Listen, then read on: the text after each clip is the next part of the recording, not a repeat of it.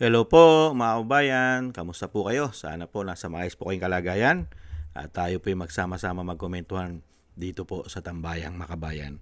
Magumpisa na po tayo. Komentuhan po natin ito pong NBI sa pangunguna po ng kanilang direktor na si Matibag. At meron pong pahayag dito si Matibag na anytime, any day, anytime pwede nilang arestuhin ang ating Vice President. At iniintay na lang po nila ito pong i-release ng DOJ. Nakakalungkot mga kababayan. Kasi po, pag hindi po kasi nila na-impeach ang Vice President, tapos na po ang boxing. Hindi po ba?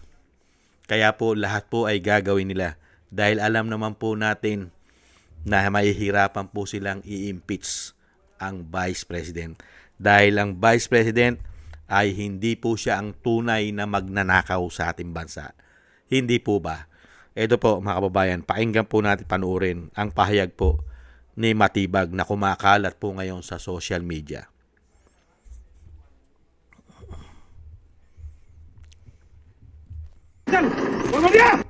Sasama pa kayo ng kaso kay Vice President Sara Duterte given the findings? Meron na po. May nakapile na po tayo. Tapos? For the resolution of the Department of So Justice. anytime po pwede natin siyang arrestuhin. Pag lumabas po yung resolution niyan, ipapile po sa court. So it will depend on the... Kapsun! Pag-focus yung pagkapag... Na-complain na rin sa president. Ano yung, sino mo na yung tanong? Kasi ngayon Ipapile ng ombudsman, sir. sa ombudsman. Ano pong ipapile na complaint? Nandun po muna tayo sa criminal case muna na pinay namin sa DOJ. So we are awaiting the resolution po. How soon? Well, depende po sa DOJ, but we are awaiting. We're praying na sana po lumabas na. Sasama pa kayo ng kaso kay Vice President Sara Duterte given the findings? Meron na po. May nakapile na po tayo. Tapos? For the resolution of the Department of So Justice. anytime po pwede natin siyang arrestuhin. Pag lumabas po yung resolution niyan, ipapile po sa court. So it will depend on the... Yan po mga kababayan. Nag-file na po ang NBI, criminal case, at iniintay na lang po daw ang findings na ibibigay na resolution, findings resolution ng DOJ. At anytime, any day ay pwede na nilang arestuhin ang Vice President, mga kababayan. Dahil nga po, mga kababayan, matindi po itong si Matibag. Ibang klase, no? Talagang kailangan po nilang pabagsakin ang mga Duterte at mga allies nito. Hindi po ba? Dahil mismo yung isang dilaw na dilaw, pink na pink, liberal na si Drilon, mismo siya alam niya. Pag hindi po nila na-impeach ang Vice President, ay tapos na po ang boxing at delikado po sila. Ito po, ayon po kay Drilon. Si Drilon na nagsasabi, mga kabayan, ito po dilaw na dilaw. Looks like Ang desisyon ng Senado ay wala siyang pagkakamali. Walang basihan yung kanyang ang pagsampa ng impeachment complaint. Tapos na po ang boxing. Siya ang maging sunod na Pangulo. Ay! What a fearless forecast! Ang desisyon ng Senado ay wala siyang pagkakamali. Walang basihan yung kanyang ang Yan po. Pagka po hindi nila nakuha ang 16 vote, mga kababayan sa Senado, tapos na po ang boxing. Si BP Sara po ang susunod na presidente ng bansa. Lalong-lalo po kung hindi sila magdi-declare ng martial law. Yun lang naman po. Hindi po ba? At pakinggan din po natin ang sinasabi po na ng isa pong veterans political strategist. Isa pong veterans political strategist na si Lito Banayo. Pakinggan po natin kung paano po nila ni-weaponize o weaponizing the law. Katulad po yata ng ginagawa ni Matibag. Weaponizing the law. Hindi po ba? Grabe po. Lalo-lalo po sa kalaban nila. ano ang nakikita po ninyo, Sir Lito, na maaaring mangyari sa ganitong sistema na nagaganap sa ating bansa? Well, patuloy nilang i-weaponize ang batas, yung weaponizing the law. Kung ano-ano, tingnan nyo, ginawa nila kay Senador Marcoleta. Opo. No? Inakusahan ng plunder na unang-una hindi naman pera ng gobyerno ang pinag-uusapan. Pangalawa, miski sinong abogadong tanungin mo, kung sakali man, graft lamang at hindi plunder. Pero ginawang plunder para siya'y makulong, para hindi bailable.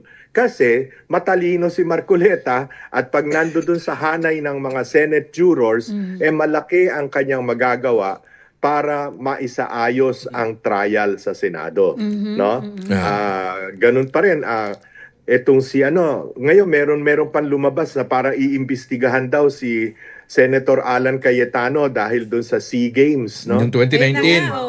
Yung Oo, 2019. na rin yan, Sir Oo, Lito. yung Southeast Asian Games, no? Oo. Again, nananakot na naman sila. Ginawa nila kay Joel Villanueva na sabi sa loob ng 2 linggo, isasampa na namin ang kaso kontra kay Joel Villanueva. 2 buwan na nakaraan, wala namang isinasampang kaso. Kasi nga po lumipat na. Bumaliktad. No?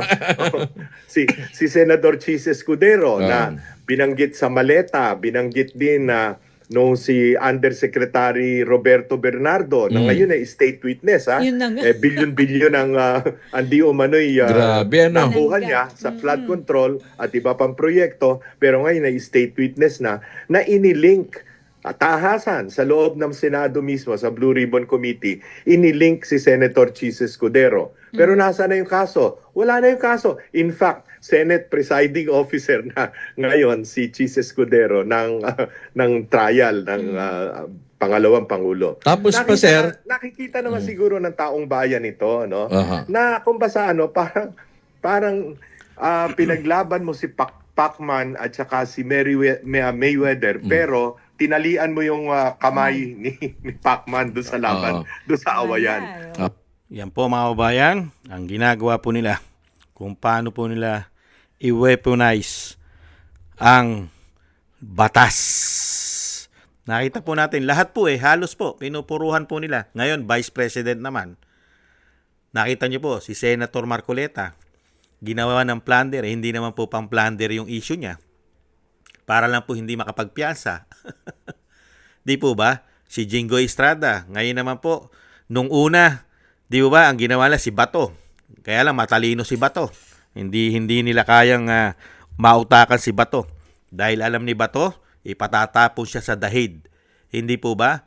At ngayon naman po si Alan Peter Cayetano at ito naman po ang pumuputok po ngayon. At matagal na po itong issue na ito. Dahil matagal na po nilang planong magsampa ng kaso. Panahon pa po nung dating direktor na si Santiago.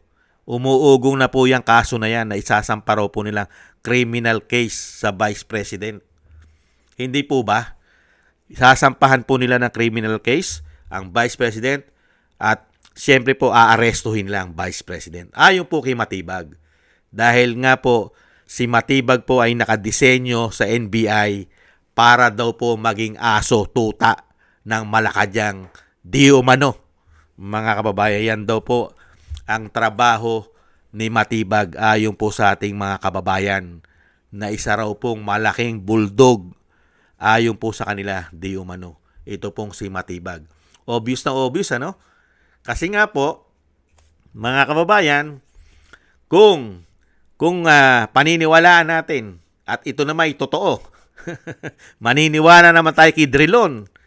Doon sa sinabi ni Drilon na 100% tapos na ang boxing. Pagka po hindi nila na-impeach ang Vice President, sigurado na po na presidente si Inday, lalo-lalo kung walang martial law na i-declare sila di umano. 100% po yan.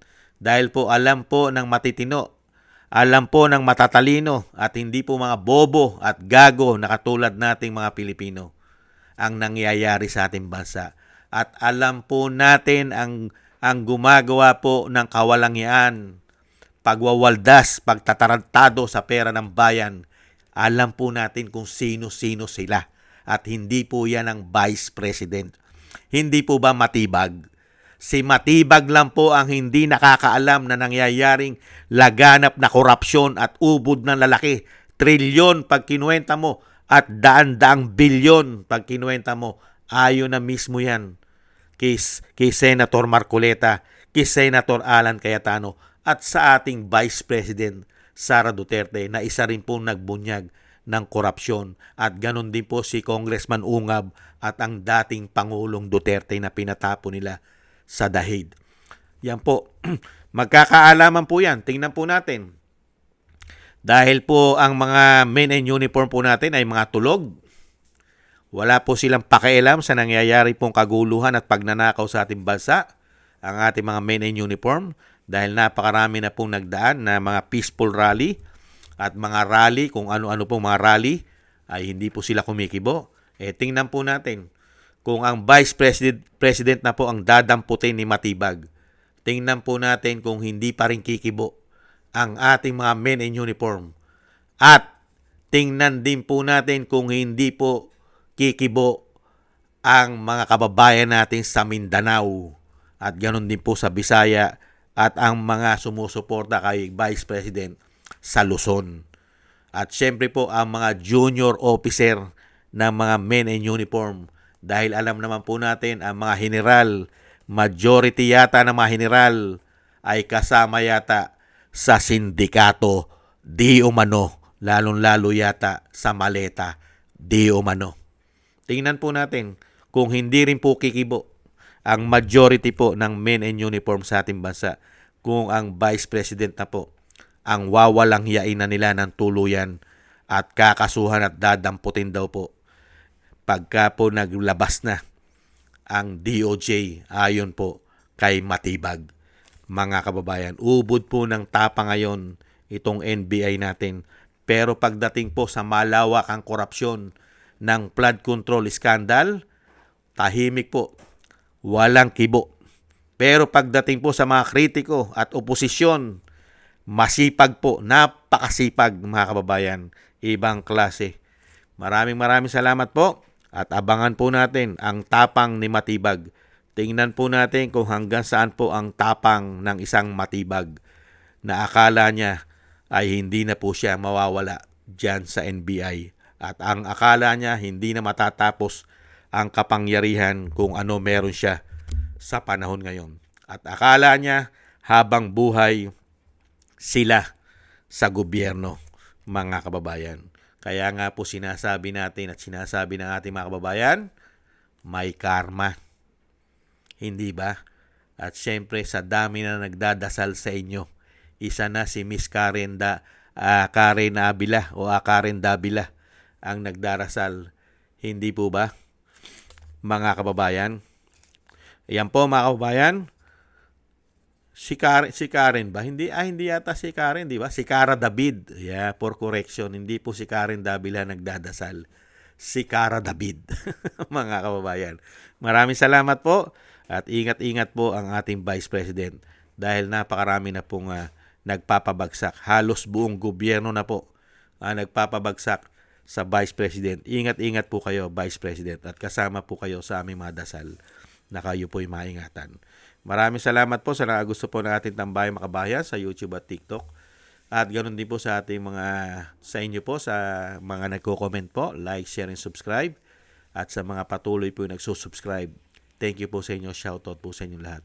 At maraming salamat din po sa mga nagbibigay po ng tulong at biyaya.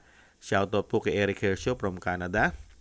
Kay Jim Aris from United Arab Emirates. Annie Jo, ako si Phil Am. Kingston from Hong Kong. Jake Yahut from California, USA. Gina Ray from Berlin, Germany. Julieta Celona from Sydney, Australia. Baby Roman, Ate Isa from Cagayan, Bali.